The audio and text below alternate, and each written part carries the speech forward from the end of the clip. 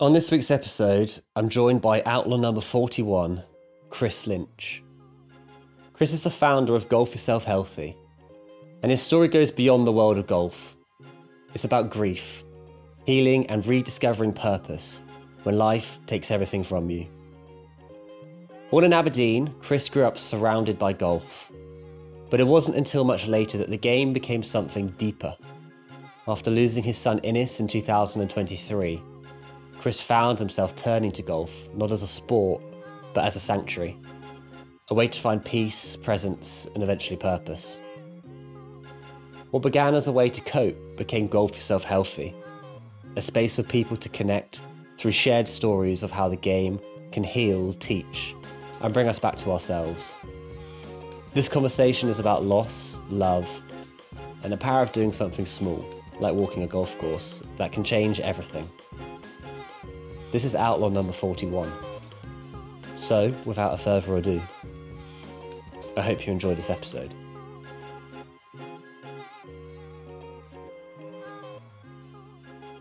Kris, you are Outlaw number 41. Welcome to the Valley of Outlaws podcast. Thank you very much for coming. As I do with every podcast, I give you the ability to introduce yourself to the audience. So, in your own words, who are you, what do you do, and why do you do what you do? Thanks, Will. Well, firstly, thanks for having me on. Who am I? I am Kris Lynch, or Christopher Michael James Lynch, to be precise. I've got two middle names just for extra effect. And I help golfers to develop healthy habits and to become more resilient, both on the golf course and off it as well. And why I do that is because golf, just like life, is hard and it's downright unfair at times. And I've come to believe through life experiences that constantly doing hard things is good for you. It's very easy to avoid doing hard things, but when you embrace the opportunity, the sense of achievement and personal growth that you can get, and the resilience that you can develop by taking positives out of adversity will make any of us stronger. Mm-hmm. And that's certainly been my experience, and I am at the moment trying to take my own experience of adversity and resilience into the golf space. Beautiful. And when you were at school, when you were younger, what was the dream? What did you want to be? What was the vision you saw for yourself? How different has it turned out to today? Yeah. I mean, it's probably unsurprising for me to say that, like with a lot of people, I imagine, I didn't have a clear vision for myself at school. But I look back on it and I think I reflect on how I was aware of my strengths from a fairly young age. So I was definitely more orientated and had a natural flair and a love of more creative subjects, let's say. Mm-hmm. So languages, music in particular. I'm probably less of a technical person, let's say. So, I was pretty fortunate, I would say, in so much that at the point in where I came to, so obviously I'm educated in Scotland, so they had hires and advanced hires at the time, so almost equivalent to A levels and A plus level. I can't remember what they're called in England, but at the point where I was able to select subjects, I was really going after things that I knew I would do well at and that I enjoyed. Mm-hmm. And that in of itself is something I would say at this point is the more that any of us can, it can sound trite, but I believe it, like the more that you can marry up what you're good at with what you love, that's a very powerful combination. So I think my vision then, if anything, because I was good at languages, I was also I look back, I was quite lucky because I have an auntie who was a languages teacher, and she tutored me in German. So I went and I studied European studies at the University of Aberdeen, which back then, and even to this day, I suppose, is still a relatively newish degree type, but it was kind of like a combination of different subjects, sort of international relations, law, politics, etc., but majoring on languages. I actually, funnily enough, so I've just done saying that combining what you're good at with passion. I was not passionate about German, and I found it actually really quite hard. So I got to university and so I was doing Spanish alongside it, and I was loving Spanish and found myself quite good at it, versus the German was a real slog. So in second year of uni, I dropped that, and then so I went with that, got my degree, came out. I had a vision probably then to become an interpreter or translator. Oh, wow. But that didn't happen. And then I remember I suppose coming out of university, I just didn't have the application I think that I needed at that point in my life to really go after that in the way that I perhaps could have or should have to make that dream a vision a reality. But actually with the way life has had it, I've actually ended up being able to use Spanish, for example, in my corporate career and stuff. So it kind of things come back around at some point. Of course. And so you remember telling me earlier that you end up going to HSBC. Was that just kind of the route after university, was get into the banking kind of thing, or was it? Falling into both HR and banking was complete accident, really. Okay. I'd say a pretty happy accident.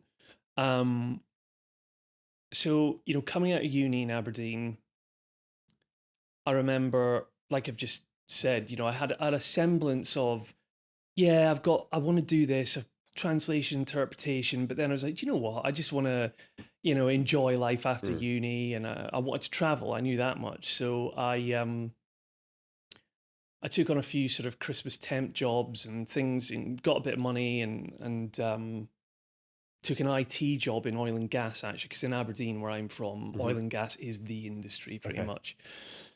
So again, that was kind of, took on an IT job and earned some okay money and saved and went and traveled South America, used my Spanish. Yes. And then I remember coming back from there. This is sort of 2009, 2010, I suppose. And again, just I spent all my money traveling, needed a job again.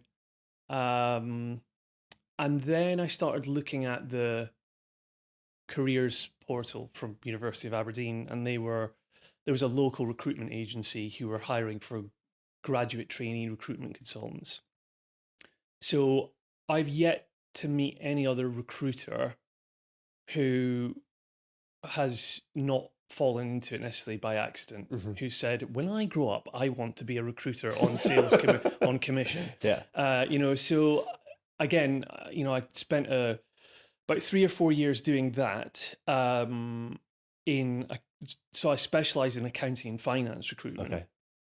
And I guess leading up to 2014, if I remember rightly, when I moved to London with my now wife, who had met in Aberdeen. She was studying architecture, and we both agreed, we're done with Aberdeen. We want to get out and move to the big smoke. And I remember we sort of moved to London, or even just before we were moving, I had a few interviews, and I just knew someone, again, your network, right? So I looked at my network, and as it happened, I contacted a girl who I met on my exchange year in Spain at uni, who is now working for an outsourced recruitment company who were recruiting on-site recruiters at HSBC. I didn't think much of it. I was like, I've got no experience. Banking was not, I suppose if you're in and around London or from London, you might naturally grow up with a desire and a sort of a finance influence. A finance influence, from but and friends, I didn't have that. Okay. So it was like, I need a job. Yeah. And again, it was a very happy accident as such, because I think certainly at HSBC, where I've spent 11 years and I'm just finishing up there now, I believe, and it has been my experience, and most of the people that I've met who have worked there in sort of global roles like I have, will tell you that it is like a education in itself. When you work for a global firm like that, you get such broad exposure to so many different things. You meet some highly intelligent people who have shaped me, and I've had great experiences. But yeah, I find myself now, it's a very interesting time. I'm sat down here with you now because I've been growing this golf business on the side for, well, it's not even a business yet. It's a passion project. I'm literally about to, had a missed call from my business advisor or whatever just before I came in here and ring them back and set it all up as a business. So I'm excited for this next chapter, but I look back in the last 11 years at HSBC with great fondness, broadly speaking. What was it like growing up in Scotland? What was that kind of experience to you, obviously being surrounded in a country with immense beauty, landscapes, nature, and then coming to London? I bet it was a big kind of shock. Yeah, it was and it wasn't. I think to directly answer that question, it was great. It's I often tell the story of how around a month or two after having moved to London and going back to Aberdeen for the first time, I was hit with an instant sense of nostalgia and like appreciation of being back home that I'd never experienced before. And I was in the most soulless, nondescript industrial estate in Aberdeen at a Royal Mail collect, like, they dropped off one of these "sorry I missed you" thing. Yeah. I was just like, Aberdeen. I was like, so good to be home. I was like, I mean, this isn't it. Like this part of the city is really not particularly nice, but it just felt great to be back. And I think ever since then, I've just had such a deeply held, appreciation and affinity for Scotland, for my home city, for golf. Obviously, I read on your website, you talked about your early experiences with golf. You weren't necessarily like the most comfortable, and it wasn't necessarily your passion or something which you really felt you were excelling in. And it's interesting how that has now become a central part of your career, I guess, once that kind of position shifted. What was it like for you when you were playing in Scotland and your relationship with the sport? Yeah.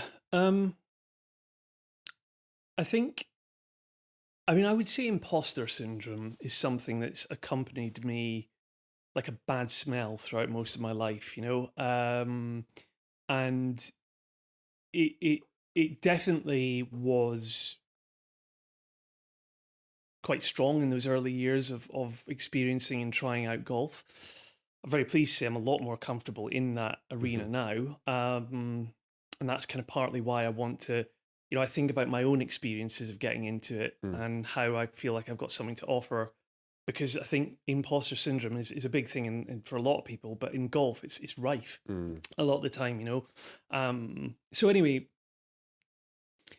growing up in Scotland, the home of the game, feeling like a lot of my friends, this is how I remember it and how I experienced it. So going into golf clubs or golf environments, they felt quite stuffy and very rules heavy, and again, it just felt like I just didn't feel like I belonged in it to begin with, which that in itself probably didn't help, but also it's hard, it's damn hard golf, and I remember my early experiences of playing it with my dad and with friends. I was like, this is such a stupid game. I'm never ever going to play this seriously or take it seriously or spend much of my time on it. I'll only do it once a year when mates from school get together or whatever. And even then, if I come along, I'm going there just for the socializing and the drinking or whatever, not the golf. But I suppose I believe that what it is about golf that has got me hooked to it and kept me coming back to it and actually made me fall in love with it is that there is always, there's always something to work on in golf. If you're a goal setter or someone that really wants to be this better version of yourself, you're always striving for continuous improvement. you will find it in spades in golf. But as I said before as well, I've just learned that, constantly, I always quote this thing, Ali Love, who's a Peloton bike instructor. Like, I love my Peloton bike, and it feels like they're shouting down the screen at you sometimes. It's like there is no growth inside your comfort zone. And golf will take you out your comfort zone. But I've framed that as like just a hard thing. It's also, I mean, the research, so the sort of part of the thinking behind the brand name Golf Yourself Healthy is there is some incredibly compelling research out there now about how, golfers live longer than people who don't golf. Wow.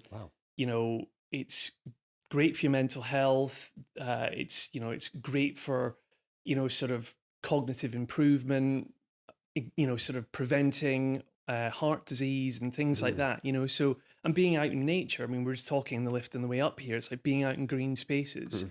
There aren't many other sports that I can think of really that give you so much time in such breathtakingly beautiful places where you've got time to be mindful.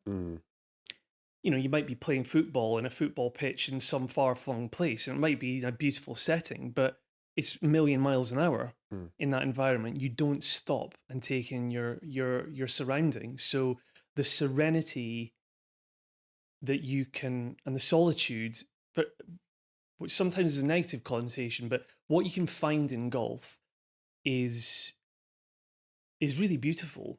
And I think my experience has been that I just have to go sort of not accept that sort of little devil on my shoulder that says you're not good enough for this environment. It's like, no, I want to push beyond that. Yeah. What was the catalyst? I think he said on that as well. Once he moved down to London, your relationship changed. It was also just obviously in 2023 you had a very tragic loss of your son, Innes. Yeah. Like, how did it kind of shift your perspective, and I guess what was it? What was the early days like for you there, where that was your escape and your home in some ways? Yeah, I think the key to that was, so where I've contextualized how early years of playing golf was playing it with friends who were really good at it, and I was not. And I felt like the odd one out kind of thing, or bringing everyone else's level down. When I came to London and joined HSBC, there were a lot of guys that I worked with there who were quite into the golf, but quite casually, and they weren't great. They just enjoyed getting out, and the camaraderie that went with it. So I remember just getting invited along. I think in particular, there was one guy that I worked with at the time who brought together this kind of motley crew of his friends from like his cricket team, from HSBC, from school. And we did this Ryder Cup themed format, which was like Team USA versus Team Europe, 12v12 or 14v14. And it was just brilliant. And it was very, again, such mixed abilities. And that was very important because I felt I had kindred spirits. I felt like I had people who were at my level. But equally, there are people in that group whose level I aspired to, but none of them were dicks about it. Yeah. Excuse my language, but they weren't. The better ones weren't like, because you get that sometimes in golf, like golf snobbery, and almost like you're not at my level, so I ain't going to play with you or be seen to associate with you or whatever. So that was so important in such an understated way that has since given me some confidence and a feeling of belonging. And that's what I want to, again, that's another thing I want to help give back to others as well, I think. For sure. Yeah. And then also with Innes as well, like, how did everything change for you once you lost him?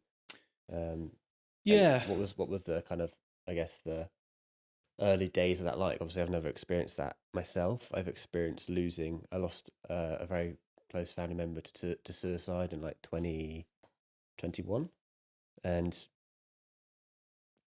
felt numb and the isolation of the grief. But again, not as a parent losing a child. Like, how did you go through that? And I guess, how did that bring you into the golf? Yeah. world again, I guess, in this sense, as a catalyst of it. Yeah. So numb is a good word to use, because I don't think I've ever felt so numb in all my life. I just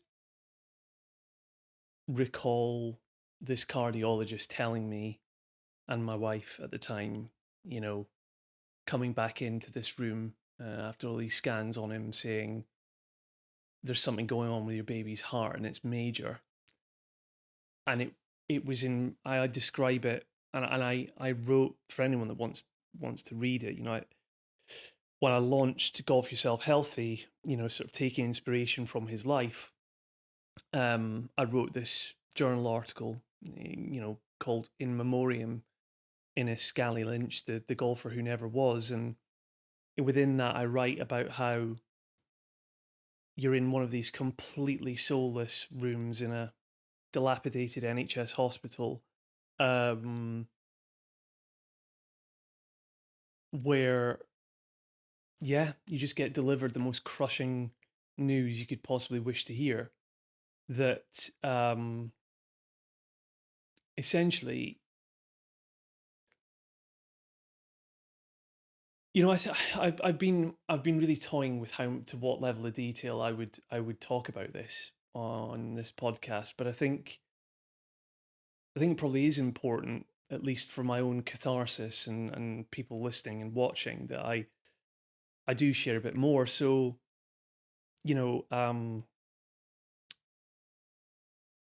Innes was my wife and I's first-born child, and we were planning for, soon after getting married in 2022, to have a family. And we became, my wife became pregnant with him in September 2022, and then fast forward to February 2023, he passed away, and he was born sleeping. And that,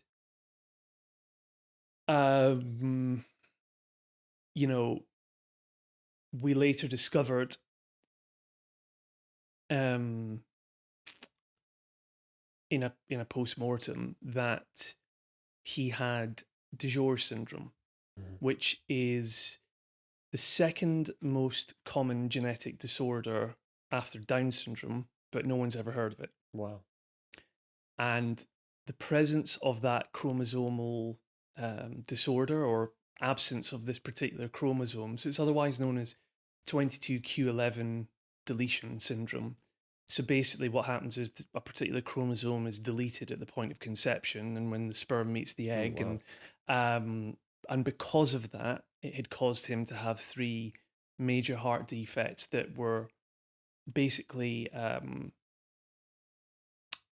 couldn't be treated, or were impossible to treat, are the words that the British Heart Foundation use.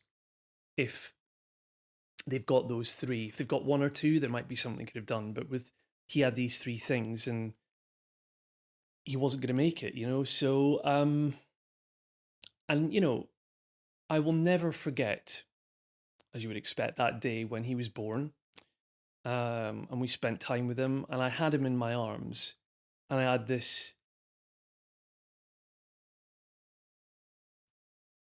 I was going to say I don't know how, but I think I do know how, because I have that event was the latest in a long series of traumatic and highly, adverse situations, if you will, that I've encountered in my life. And I could, list off various others before that as well. But this one felt like, okay, I'm going to do what I've always known to do, which is channel positivity out of this experience. Because that's all I know how to do, and it's always worked for me. So I thought, I know when I leave this hospital, the very first thing that I want to do for myself is to get on the golf course. Because I know what that does for me. And I also had this thought, which was, in the kind of preceding months, even years, perhaps, in the lead up to his passing, I was starting to question my career. What direction was my life going in? My professional career in particular.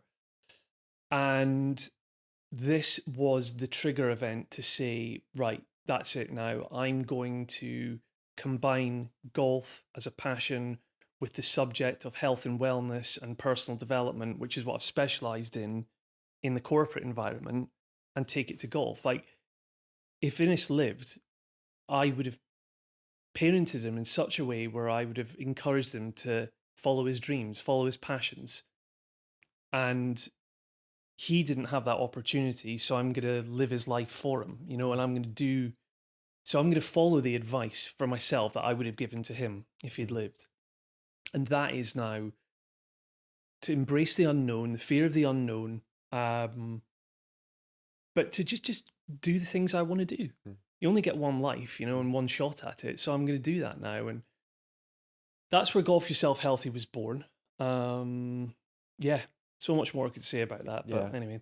Well, I appreciate the transparency, the honesty. I know how difficult it clearly is for you to articulate it as well. It's such a traumatic thing. And I think I resonate so clearly with you with this idea that you want to then live a life which will make that person you've lost proud as well. I had the same thing. It's the reason I started this podcast after losing my uncle, was like, I wanted to stop playing small. I wanted to start playing and living the role and the life I wanted to have. And I always admired podcasts, I always loved them. I always wanted to have my own one. And I was just like, fuck it. Like, life is way too short to not start doing things that you want to do, and having a fear of doing them. There's nothing's ever going to go wrong by just trying. And that's really remarkable. And I think actually, therefore, you and I would not be sat here now.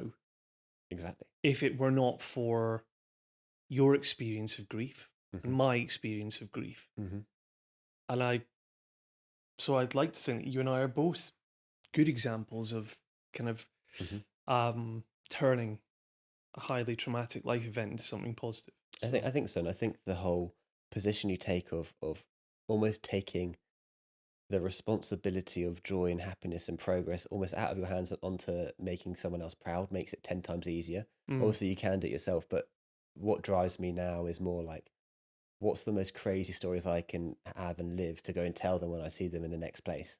Do you know what I mean? Yeah. Like living, like rather than sitting somewhere and being comfortable, like what can I do with that? Like, why did you even do that? But can I ask you, Will, because I so for example, for me to have been able to answer the question that you asked me there about Innes, and to be able to speak about him without welling up or not even just that, but feeling a certain tenseness inside and a sort of a real churning feeling, I feel absolutely at peace with all of it now.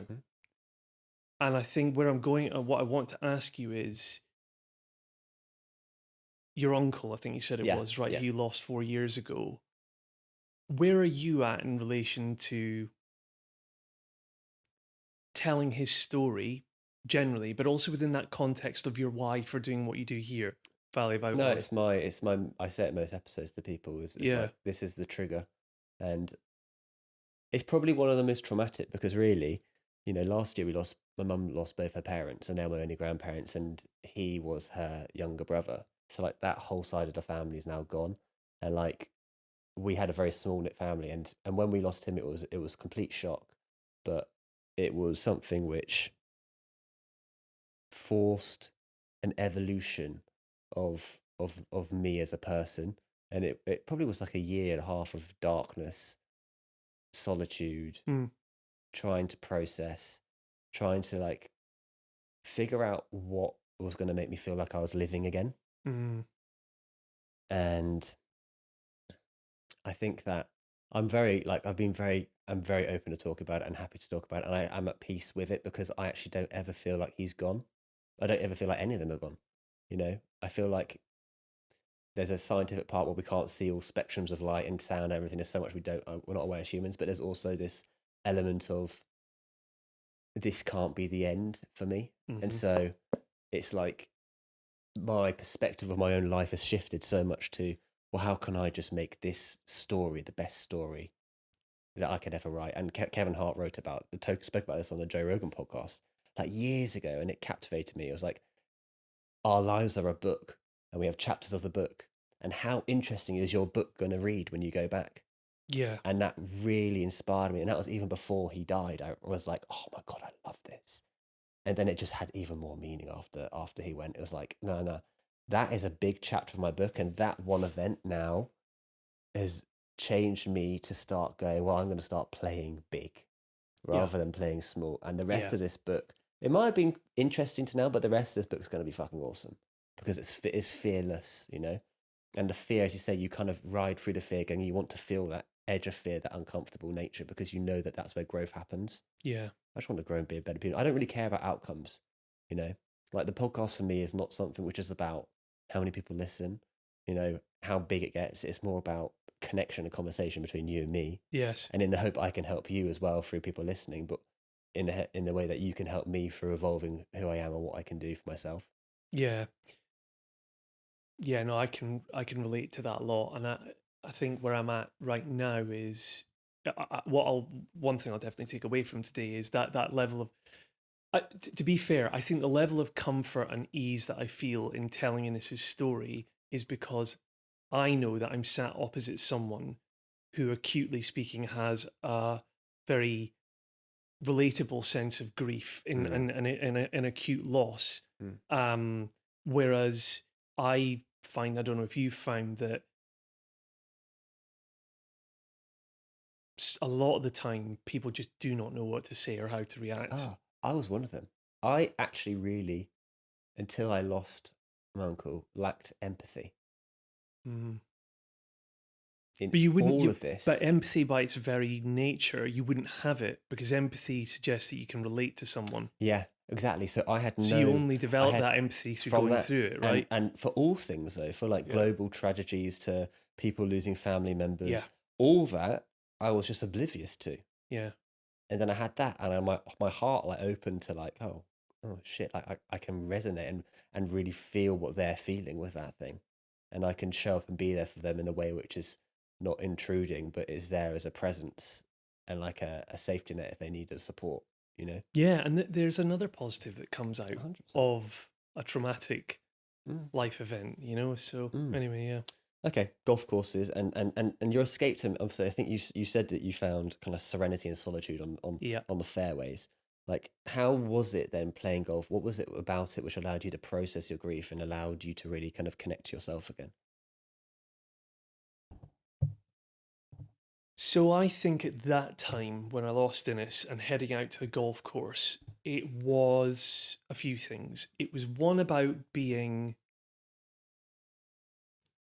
So at the time, I was a member at a golf course called Craddock, which is kind of a village essentially, just kind of up from Brecon, the town that I live in. Or strictly speaking, I live in a small village in the outskirts of Brecon anyway, but that's just a technicality. There are the most stunning views of the Brecon Beacons from that golf course. One of the UK's areas of outstanding natural beauty, I think. And, national park or whatever. And I needed that. I needed to go to a place where, and it was winter time as well, right? So full disclosure, I'm probably more of an autumn/winter guy than I am a spring/summer guy. How interesting.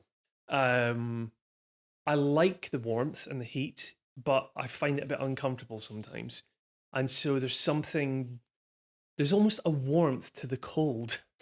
This sounds ridiculous, but I love the smells and the color. Well, there's probably a lack of color in wintertime, isn't there? But anyway, I think it's a time of year then too where people play less golf. if you're a fair weather golfer, you've put the golf clubs into hibernation. So I knew I could get out there in a beautiful setting and have it to myself, play millionaires golf. And like I say, at that time, I needed to play golf on my own. Why? Because honestly, I could not put up with the insensitive comments that people would likely make. Or things that are like, oh, don't worry, you can always try again for another kid, or like, and that sort of thing, right? So I thought I just need to be on my own. No one gets me right now, just leave me alone, kind of thing. Now that was healthy to a point for me then, but I'm realizing now, 2 and a bit years on, that I need to connect more, and that I need to accept that happened. I need to accept that people will say things that might rub me up a little bit the wrong way, but they don't mean any harm, but they lack the empathy, to your point, okay? So that's setting the scene a little bit for that back then, but also it was that losing myself in the process of lining up a putt, or even standing on a tee box and thinking, hit this drive and crack one down the middle, 4 innes, drop this putt in, 4 innes. And I think, within golf, and if you listen to professional golfers or even club golfers, amateur golfers, you will hear multiple stories of, sort of lost loved ones inspiring their game of golf, or, that lasting memory of that person inspiring them on to great feats and improvement and things. So it really just was the perfect thing for me then. It was, and like I say, I've kind of learned just to go with my gut more. And my gut and my head were telling me it's golf that you need right now. And then how did that kind of a processing of grief then lead you to the spark of what Golf Yourself Healthy is? Like, what was it? Was there like a defining moment where you went, you know what? I can see myself getting better through this and growing through this. I can apply this to other people and really help them process their kind of... Yeah, I think it was... So it's interesting because to begin with, I think the way that I thought about Golf Yourself Healthy was really just very much the notion that, and the belief that golf, that the act of playing golf is good for you mentally, physically, and socially, which I still believe today.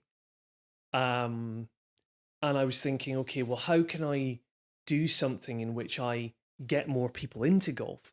I want everyone else to experience the transformative capacity that golf has. However, I'm starting to realize that maybe, I listened to a great podcast recently where this person was talking about, it was in particular this person talked about growing their YouTube channel, but he was talking about, like, where do I have a voice? Where am I most qualified to be able to offer something to someone? And what I've come to believe now is that the current evolution of GYH is probably to help existing golfers, people that are in it already, to extract more enjoyment out of it, to be more resilient in it, to develop healthier habits, like goal setting, for example, which I go to, these are all learning and development, personal development things that are completely in my wheelhouse I've done in the corporate world for 11 years and are totally transferable to golf. So it's like, there's lots of things I could do, but I'm now getting a bit more trained in on what do I really want to do and where can I have the biggest impact, really leveraging my existing skill set.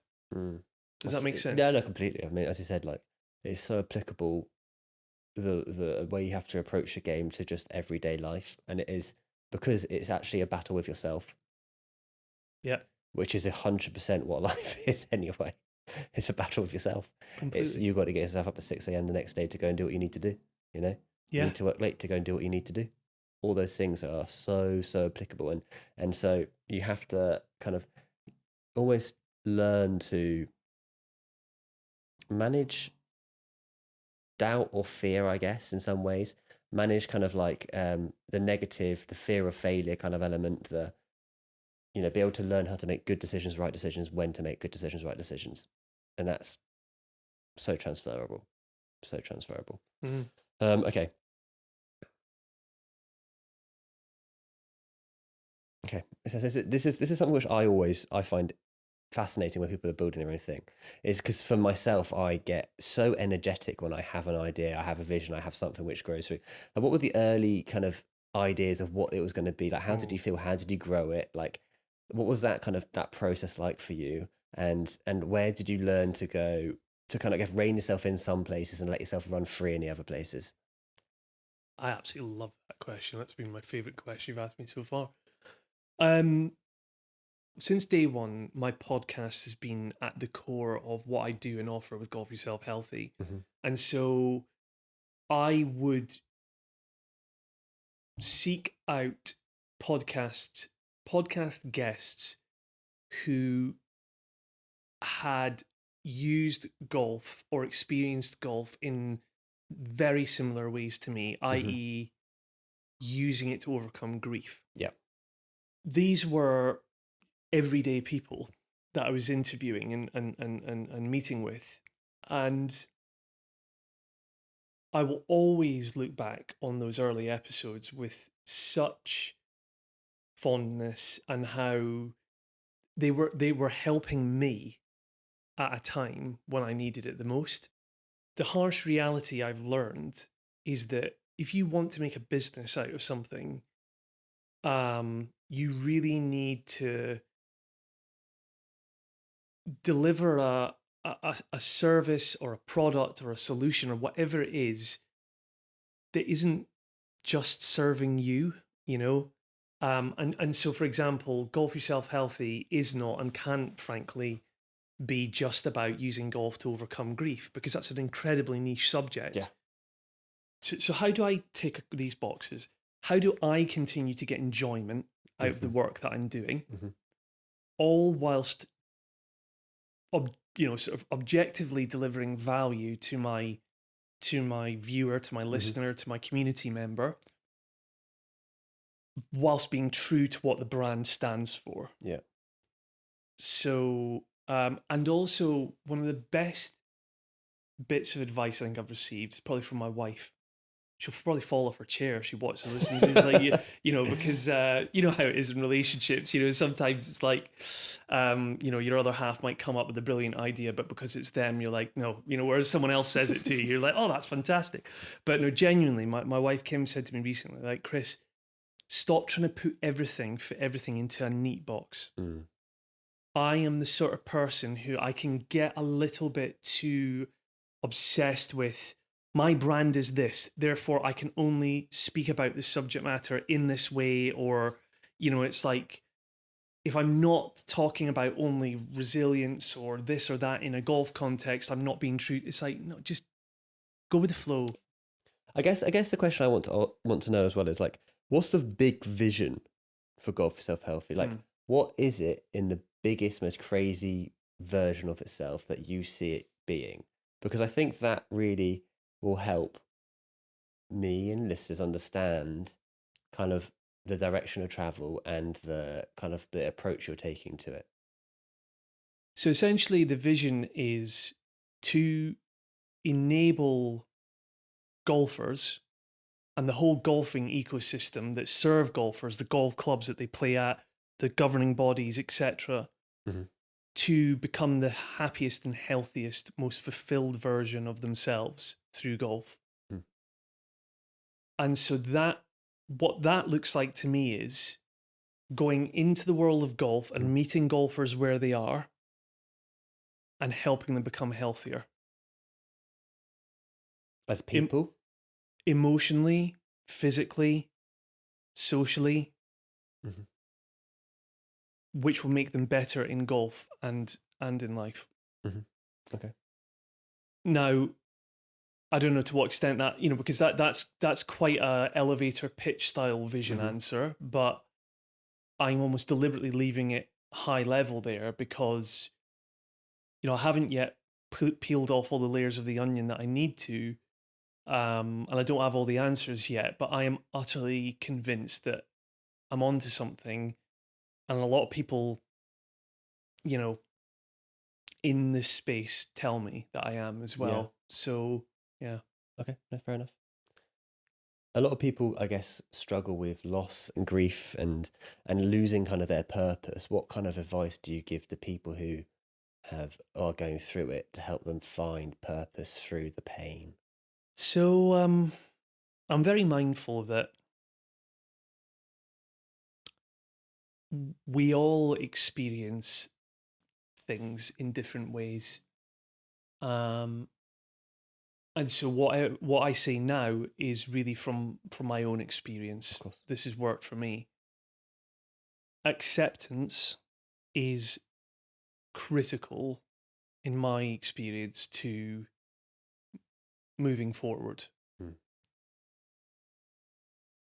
because I see in the baby loss space, just as one example, a number of examples of parents, seeking answers and trying to, getting almost stuck and focusing in on the what could I have done? Why did this happen? Why were the signs not spotted? And all these sorts of things, which are perfectly understandable and valid questions to be asking yourself. But the minute that we can accept that this terrible thing has happened, and that no matter how much we try and think our way out of it or wish it were different, that's happened. And so with the acceptance, and it's then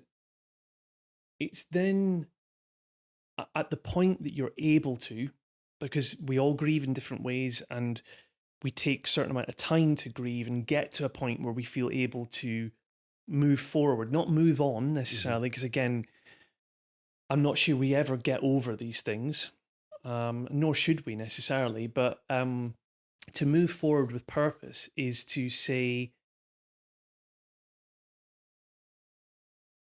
is to find something that you can channel your energy. And because in my experience,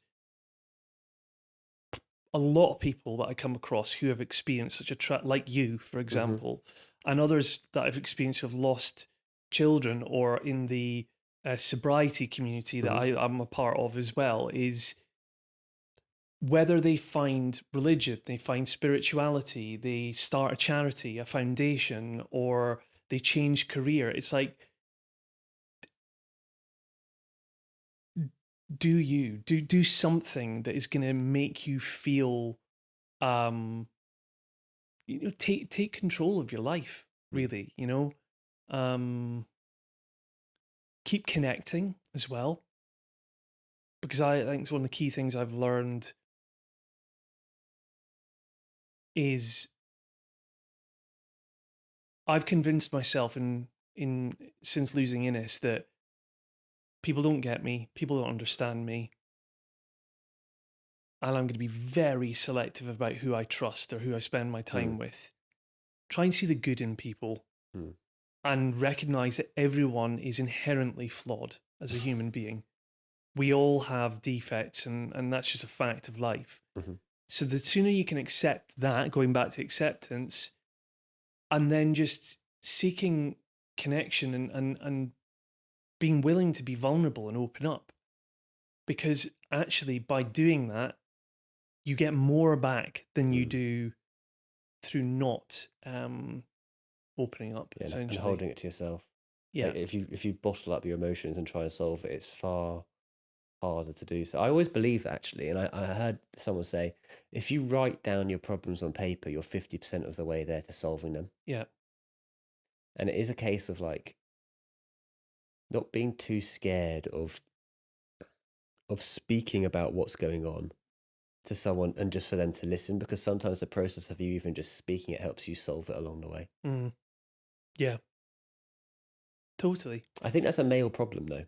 Because the reason I say this is the difference between like men and women. Like, if your girlfriend or wife wants advice, wants you to listen to their problems, most of the time they don't want you to give them a solution. And men, we are like a solution based. Right? How can I solve this problem? How can I fix this? How can I do this? Yes, we're solutions oriented. And so, like, and as a men, we have to improve that element of us. As like saying, if one of our friends comes to us and, you know, he's got a problem, it might be as simple as thing of saying that they just want to speak what their problem is. Yeah. I recommended this book to you recently on resilience, which I can see on the shelf above your head, and I've just about finished it now. And just on the train over here, I read something in there about what they call cognitive reappraisal. Interesting. Which is to say that, again, it's this idea of framing a very challenging, difficult, traumatic experience and taking the positive out of it. Which to someone watching or listening going, what? How can, but there is it's and there's examples we've used in this conversation. It's perspective. Yeah. Perspective is, if this had not happened, I would not be here right now. Yeah. And I'm enjoying this. This version of yourself would not exist. Yeah. Yeah, exactly. So that's probably my best piece of advice to anyone is look at that and see, despite how awful you think that situation is and how in any given moment you think there's nothing positive that I can take out of this, look again. There is. Beautiful. We spoke about this on the phone or texted the other day about this whole subject, and you just mentioned it earlier at the start that this first answer was like, some people go to religion and spirituality. Like for me, I've slowly moved. I became very spiritual after losing my uncle, and then have gradually moved towards this reopening of an acceptance of God, what I used to call the universe. Now, I think I used to be scared of saying God as a way, because I opposed that kind of religion, I guess the man-made version of religion so much. But like, how has that experience been similar for you? Like, do you think that it's quite a common thing for people to do, to try and come and go, well, I have no answers, so maybe my only answer is to speak to this God we're talked about and educated about? Yeah, so again, if I share my experience with this, something I forgot to say a moment ago that I'll say in this context is to be brave, okay?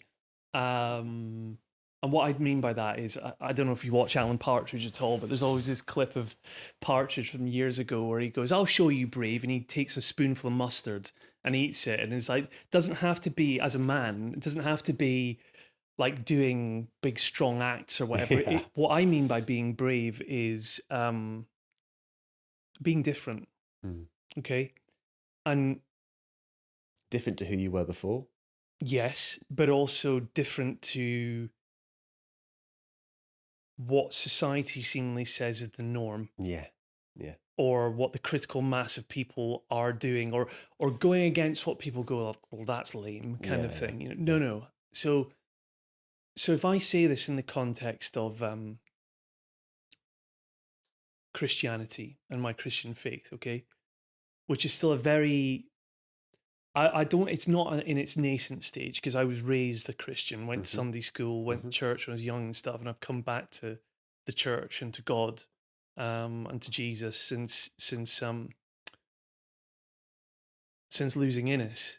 And again, even saying like, come to Jesus, have you, like, I've like, oh, people are going to listen and watch this and be like, what? Yeah. But no, I mean, it's my experience, okay? So, and again, I'm not going to sit here and preach, but what I will say is, my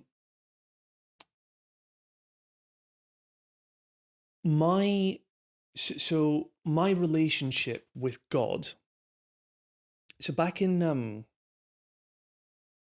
July 2019, I was going back to my point about various life events other than even before losing Innes. Like I was at an incredibly dark place in 2019. Drinking was a huge problem for me, and I finally accepted then that it was ruining my life. And that's the closest I've ever come to thinking about taking my life.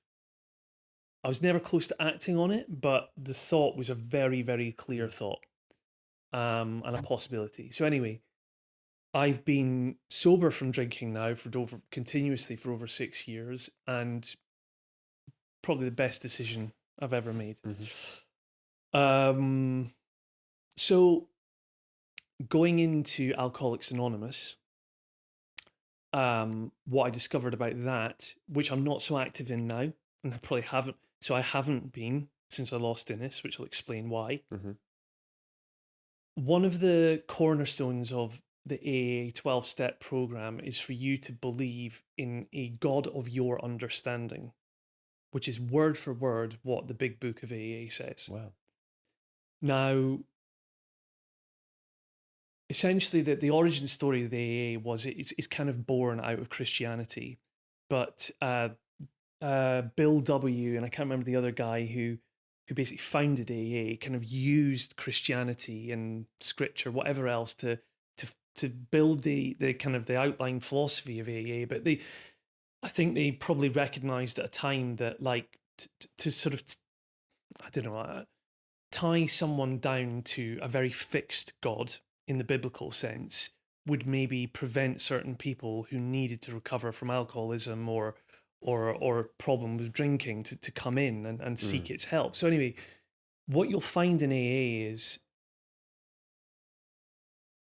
you'll hear various different versions from different people of what God means to them. To some people, they say nature is my God, or this person is my higher power, or I have a higher power. As long as you believe that you're not God and that there's a power out there greater than you, then that's very important to your recovery, so that you're not running the show. Like you've got to believe that the universe has your back, sort of thing. Now, again, to a lot of people watching or listening, that can feel and sound very abstract, and it was to me then. And the solution to it is you almost have to have a blind faith in it and go with it.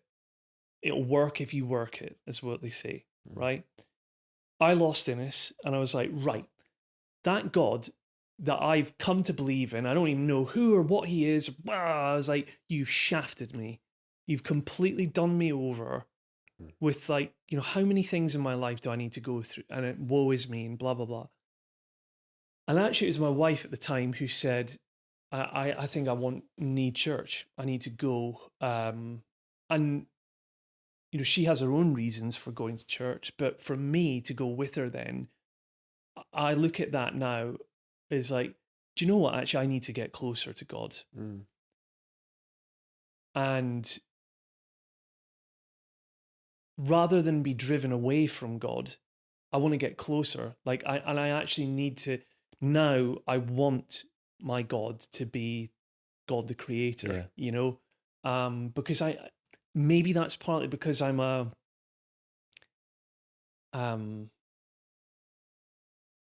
all-in kind of person.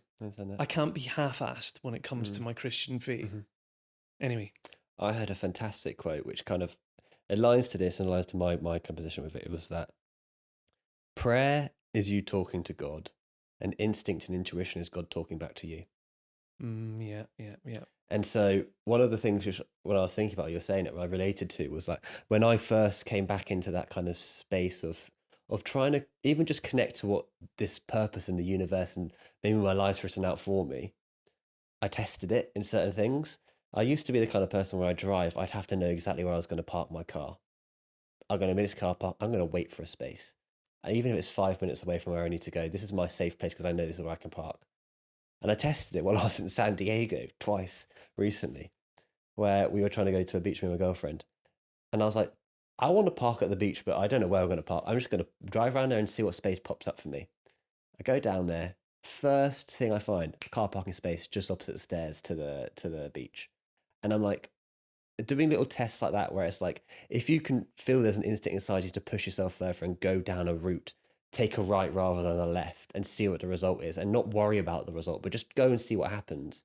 Usually that result kind of aligns to what your intention and purpose is anyway, if that makes sense. I think it does. And that's a big thing I've done, especially with all this stuff I'm doing now, this and this drinks company. I'm trying to start. It's all intuitive, instinctive. It's not necessarily like me going, how can I find a niche in the market so I can make money? I don't care about that. It's just like a feeling which has come from my soul, which is like, Yes. I need to just follow what this path is because I don't Yeah. know what the result is, but maybe someone else does. Totally. And I think, again, what I'm hearing, rightly or wrongly, what Mhm. you're sharing is signs from God, Yeah. right? And I've said on my own podcast before, I remember this time where, so when we had Innes's funeral, um, the crematorium, I remember pulling up in the hearse, beautiful snow-capped day. Hmm. It was right next door to a golf course, Mm. which, had life events not panned out that way, and had we not chosen that place to have his funeral, I would never have known of the existence of that place. Mm. And I've never gone there to play golf, and I want to sometime. And again, there's going to be people listening to this going, hate to break it to you, Kris, but it's just pure coincidence. Yeah. Sure, fine. But actually, something you just said about within my soul, Something's calling you to go there. yeah, Okay. there's a calling, there's a feeling. Yeah. And that's And you'll know when you experience it. yeah. And that's one thing I think a lot of people, whether you believe in God, the universe, or if you're Yeah. completely against it and you think we're just animals, Yeah. we all have instinct. And I think a lot of people have lost the ability to hear themselves and their instinct, or this voice which is there telling them to do stuff. Maybe it's phones, maybe it's technology, maybe it's lack of trust in themselves or what that is that's pulling them to go in a certain direction. Yeah. And they cling on to safety of what they know and what they think is right, but they have to learn to let go of what they think and follow what they feel. Yes, absolutely. Absolutely. And that is a very scary thought for a lot of people, because again, that is investing faith in something without knowing that the outcome is going to be the one that you want it to be. Something I was going to share with you today was, in this context of faith, the priest at my church said something to me fairly recently.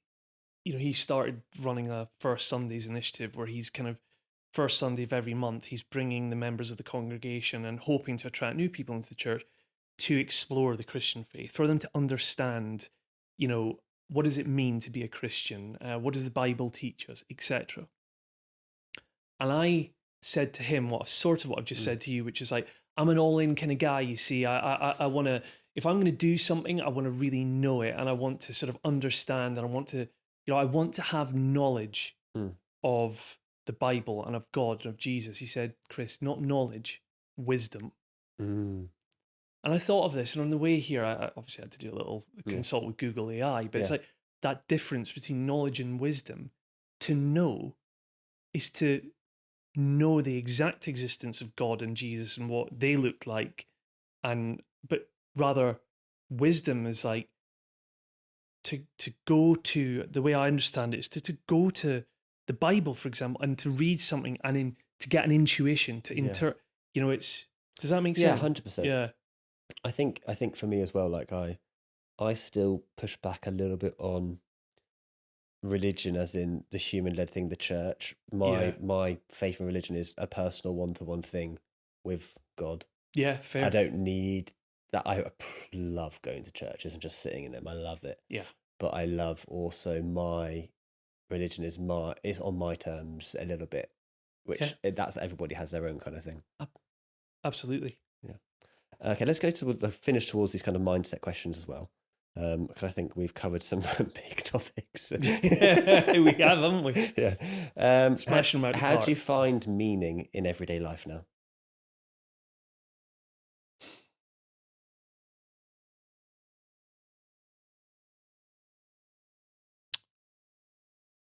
I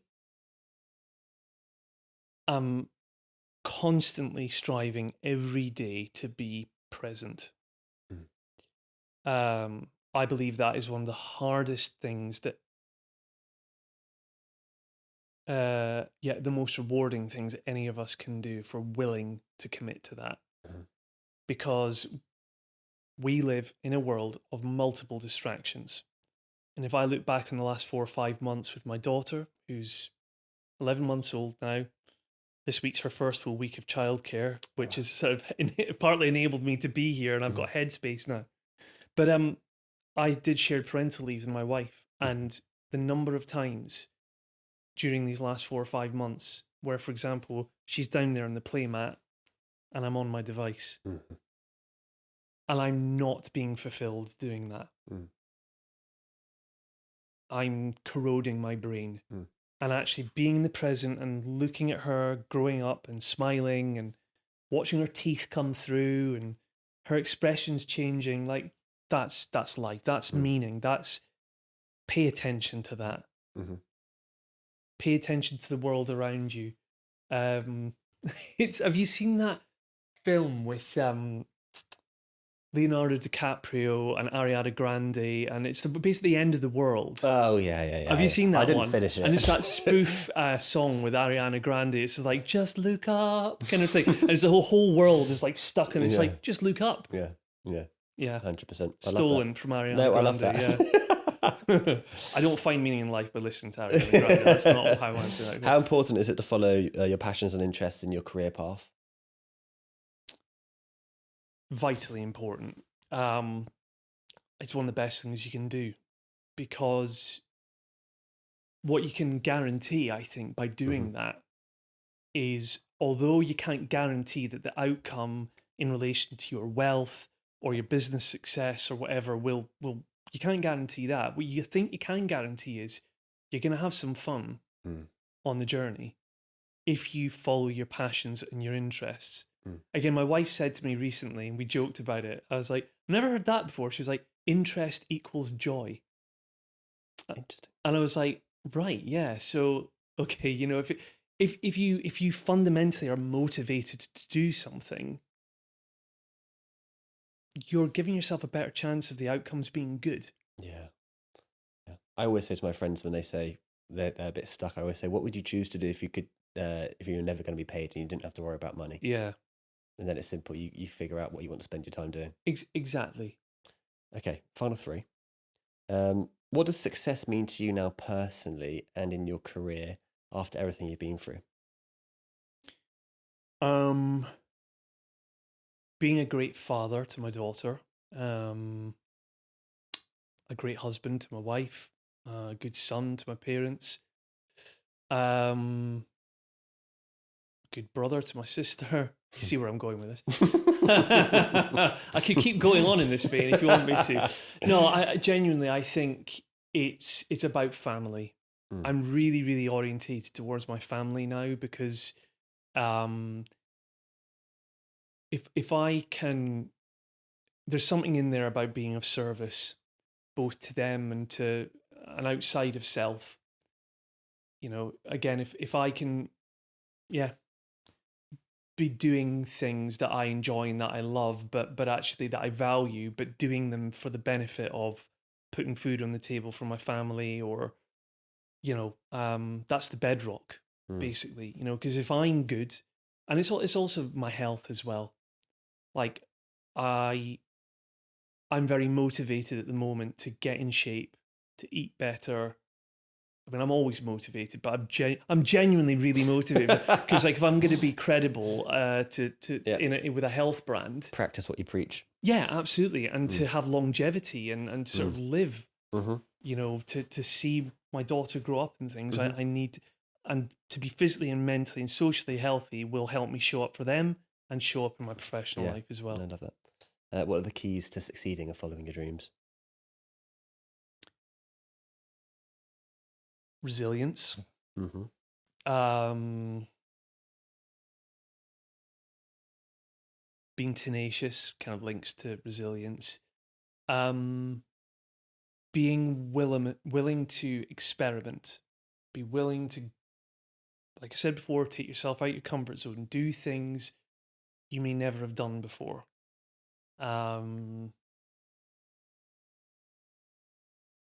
But also, I am a big believer in I heard Steve Coogan actually was interviewed in the Louis Theroux podcast, and he talked about this idea of he was raised to sort of be kind to people on the way up. Mm. Because if or when in 5 or 10 years from now, I'm a successful businessman and I've achieved a lot of the things that I wanted to with Golf Yourself Healthy, I want to have done that in a way where the people that have helped me get there, I've been kind to them on the way, rather than begging, stealing, and borrowing, sort of almost shamelessly, if you know what I mean. Because again, I think in the golf content space, for example, there's a lot of real egocentric stuff that goes on, and content creation will look at me and how many followers have you got, really hollow kind of stuff. That's not me. I'm a really purpose-led, values-led person. And I try and let that permeate through how I treat other people as well. No, beautiful. Because people will want to work with me. Yeah. Whilst right now, they might not want to invest monetarily because they're like, sorry, mate, you ain't got enough followers or whatever. At the very least, they're going to still hold on with me because they're like, actually, I see something in this guy. Anyway. Yeah. I think it goes a long way to honestly being a good person. Yeah. It's building a level of authenticity and trust. Yeah. Final question. Usually I have a final question, which is about what advice you would give to your children about happiness. But actually, this one really caught me because I think you're able to give advice. This final question is, if someone listening today is in a similar dark place to where you've been, what's one small thing you tell them to do to start finding hope, positivity, and light again in their life?